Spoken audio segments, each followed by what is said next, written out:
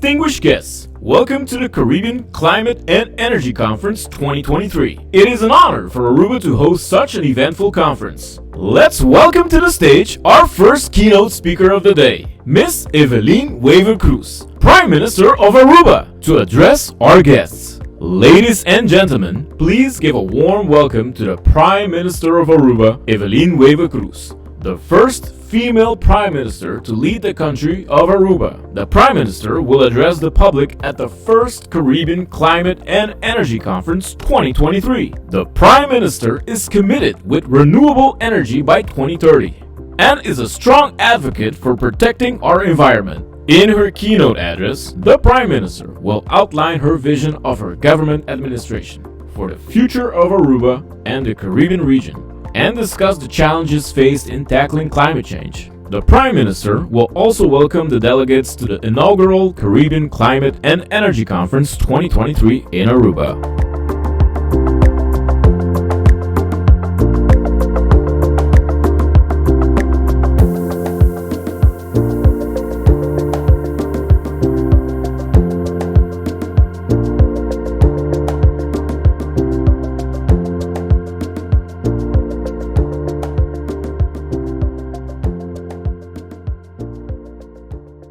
Good afternoon, President of Parliament of Aruba, Members of Parliament, Prime Minister of St. Maarten, Vice Prime Minister of Curaçao, colleague ministers, representatives from Bonaire, Statia, Aruba, the Netherlands, St. Maarten, Saba, and Curaçao.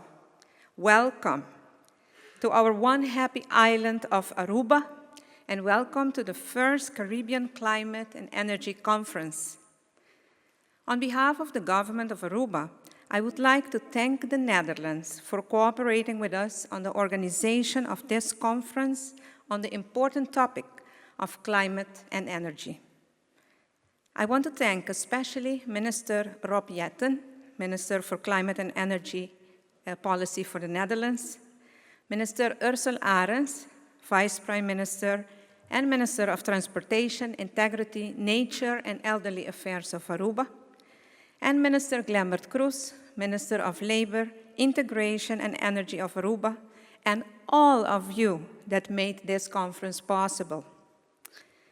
Personally, I think it's a unique opportunity for us, the countries of the Kingdom of the Netherlands, to come together and share our vision and best practices on the topic of climate and energy. Furthermore, I strongly believe that if we can work together towards achieving our goals, we will be more successful. And it's an honor for me to share some perspectives with you relating to our expectations of today. First, a general perspective. Global challenges are intensifying. Our climate is changing rapidly and dramatically, and in the Caribbean, we are witnessing record-breaking hurricane seasons. With temperature rising towards extreme heat levels, forecasts show a peak in energy consumption.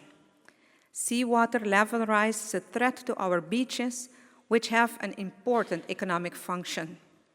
Yes, small island development states are among the most vulnerable in the terms of disaster per capita or land area.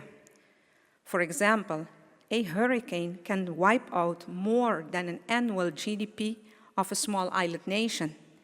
Now, that is a challenge to recover from. For small islands like ourselves, the responses to climate change are generally threefold: the energy transition, the climate adaptation, and seeking access to climate finance.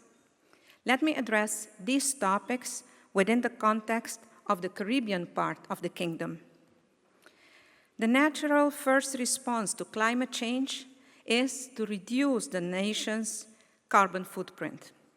Although our emissions are low on a global scale, my belief is that all change starts within. For if we want for the big countries to take climate action, then small islands have to do what they can in their own domain. And this is also why at various UN climate conferences, many small island developing states were among those who made the biggest pledges, despite the fact that they have contributed the least themselves to the global problem. Within the Caribbean part of the kingdom, we have seen progress on the energy transition in the recent years, and we hope to hear more about this today. We need to acknowledge that our islands are different and that challenges are imposed by factors such as spatial limitations and energy demand growth. Notwithstanding, the uptake of cleaner forms of energy remains a key focus for all our governments. Yet, within an international context, it is very important for all of us to have substantiated and formalized energy transition plan, a national energy policy.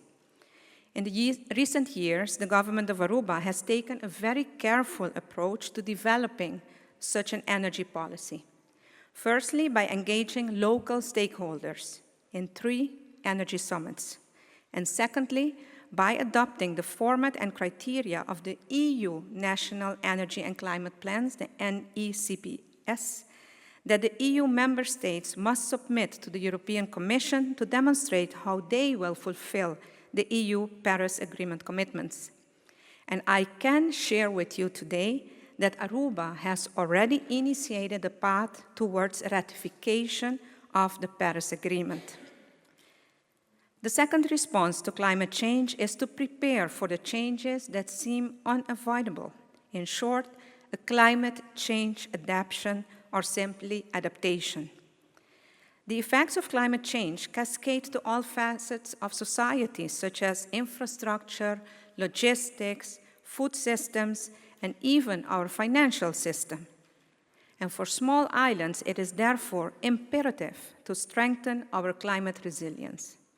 Here we need disaster risk management for immediate impacts, as well as structural measures for long-term climate change effects. And within this area, it is very important for all of us to have a consolidated document, a national climate adaptation plan.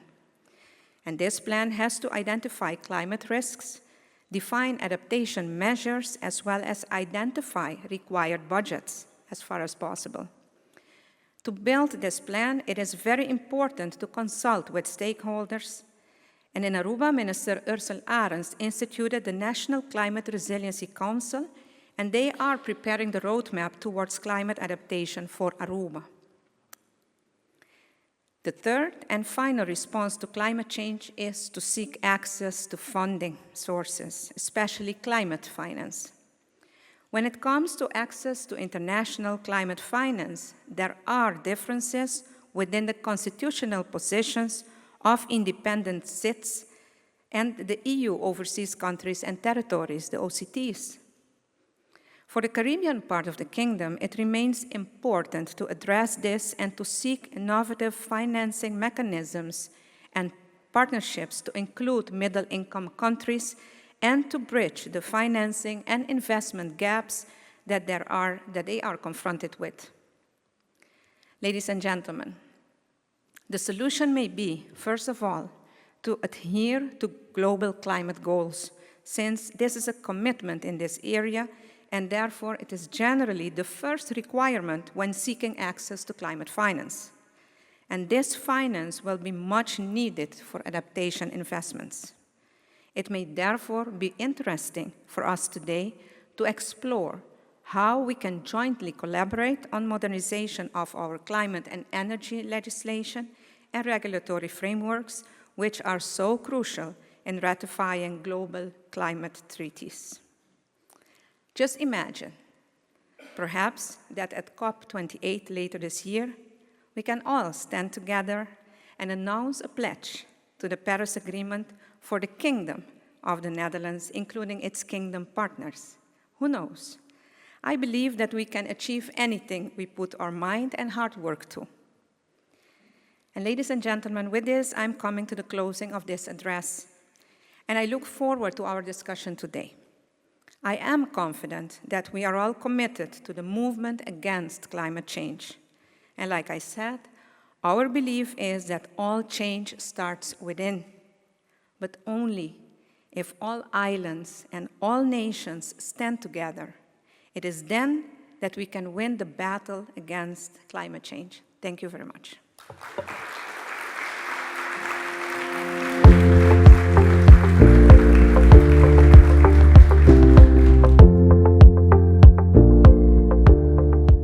Thank you, Prime Minister Evelyn Wever Croes.